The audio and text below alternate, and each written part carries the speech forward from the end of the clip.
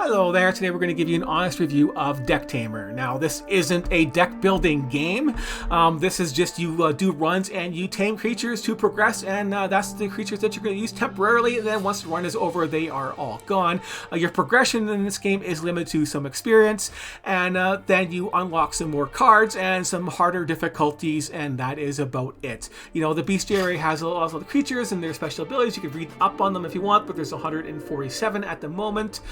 I don't know if they're going to update this for more or not, but the base thing is you're going on runs, and it's just all temporary stuff. So we've seen this type of games many times, and they are just one-shot ponies. You don't really do very much after that because it's kind of interesting modifying your creatures and things like that. But yeah, you're experienced. You unlock harder fights. But when I played it long enough to unlock the next harder fight, and the guy just had more hit points. It's going to have some variety on the fights and things like that. But you see these guys over and over again. From the starting guys that you can pick, they have all the different special abilities. It's pretty straightforward, but there is a lot of them on there, and lots of things you can do with them on there. So we'll take this guy for example. You can rename stuff at least. Well, let's not rename. Let's just pick random. Yeah, but then you have all of these things here, so you can go there and build your deck as as you see fit. We'll take these guys, and then when you do the fights, you get two choices. Well, there's 8 battles for this one now, so you get more. The first one is a little bit lower, so there's a lot of battles to do. You can heal your guys one or get some food. We're just starting, so my guys are damaged. Yeah, restore food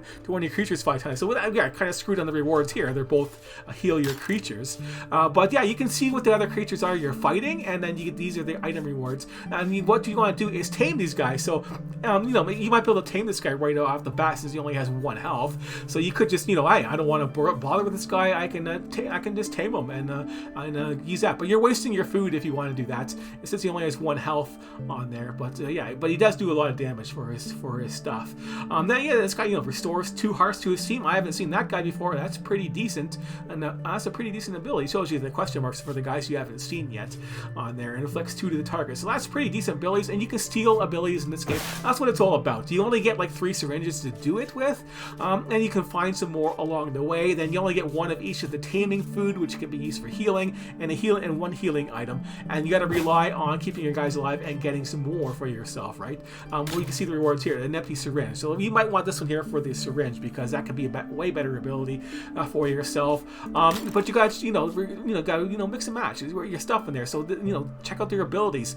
Has first strike and gains 2 armor for this turn only. So that doesn't help. You can use this 3 times basically, right? This one here does 2 damage and to the target, right? And it inflicts poison on the guy. So you'll end up doing 3 damage to him, but he is pretty weak. But that is an okay ability to take if you can build your deck for poisons. But this one right here is really awesome. Steal 2 from everybody. So that's something you might want to take for yourself too, right? So that one, I haven't seen that before. That's a really good ability, healing everybody on your team for 2, especially when you don't heal. Well, this is the only way you actually can heal is by doing that. But so yeah, that's where you're limited on your choices and your deck building abilities. So we could go there and get this stuff ready for yourself if you wanted to buff your guy up or not, right? So hits last, inflicts some target down for 1 turn. You can only use this once. That kind of sucks. But yeah, extra damage, or you can give this guy his sleeping ability, but he doesn't seem worthwhile. It doesn't seem worthwhile to do that. But we can go there and show you the example of this fight.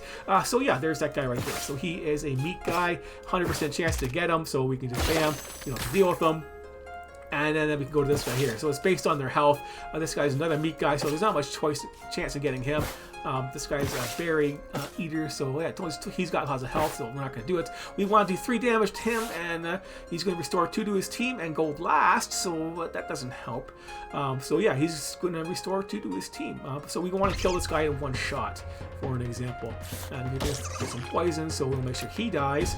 And this guy will do, we want a slower guy, but we can't go slower than that. But this guy can go hit last. So that's going to be our strategy, right? So there's always, even if you get lucky, there's always a way. He'll heal first, and then now we can go and beat him down there and take our hits, and he dies off. So yeah, there's nothing else we could do. We had no other choices there to kill that guy off there. But now we can go ahead and tame this guy and get his cool ability if we wanted to take it, right? So we got 2 guys. This guy's got Sting now and all that kind of stuff. Yeah, so we're gonna rest for a while. We're gonna take some food items because none of our guys have damage now. So we'll just take that. fun to item as well. We can use that one for taming too, so we got that extra one for ourselves. But that's what this game is all about. So now you can go there. If I wanted to give this guy some talents or whatever, I could. You can stack them up as much as you want. So this guy's got some decent speed, but nobody else has any higher hit points right now. So yeah, you just go over here. Like for example, oh yeah, we want this one heal everything to his team, and we want I think this double the stat changes, so that's nice. So we could go there and take that one too, right? So double his stat changes. We could probably save the last one because I don't think we really need to sleep and all that kind of stuff on this guy, or the inflict poison, make him too bad. But now you can go there to restores 2 to his team on there, so we can make him an extra healer, and then we can double his stat changes. So if we do get something with stat changes, you'll get double on there. Double its stat changes, yeah. So that would be something to build up for the future. So maybe we can give him some hit points later on. But yeah, there you go. That is what this game is all about in a nutshell. That's the only interesting part, is modifying the creatures that you get and picking and choosing which ones you actually want to tame versus ones that you just feel like taming. But your food and stuff will run out there because you only get so much taming food, so you can't tame like all these guys, for example. And you might want to save it for the guys with like some more hit points. So these guys all have pretty weak hit points for the thing. Yeah, 5 hit points is best, and inverts its stat changes. So yeah, that if you had something to give negative stuff to yourself, that'd be good.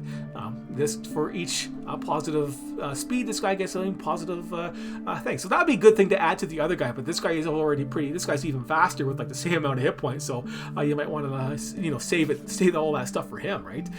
Yeah, hits first for 3 damage, so that's a pretty good ability. But too bad it's just 1. But that's what this game is all about. It's just this stuff right here, and it's just all these fights over and over again. So you were not seeing anything much new besides new creatures and figuring out the new combos. That's the only charm it has, so it's not going to get a totally horrible rating, but 4 out of 10 is where I'm sitting at for myself, because I would rather have the deck building or something permanent for the work that you do on there, besides a little bit of experience, which unlocks more of the same stuff over again. That's why I don't like these run type games too much, if there's nothing to go with it for for experience and stuff like that. So that's where they drop the ball, is actually having some progress or building your deck for yourself, being able to modify your creatures slowly over time to have something really good for yourself, because there's lots of different themes you can pick for yourself.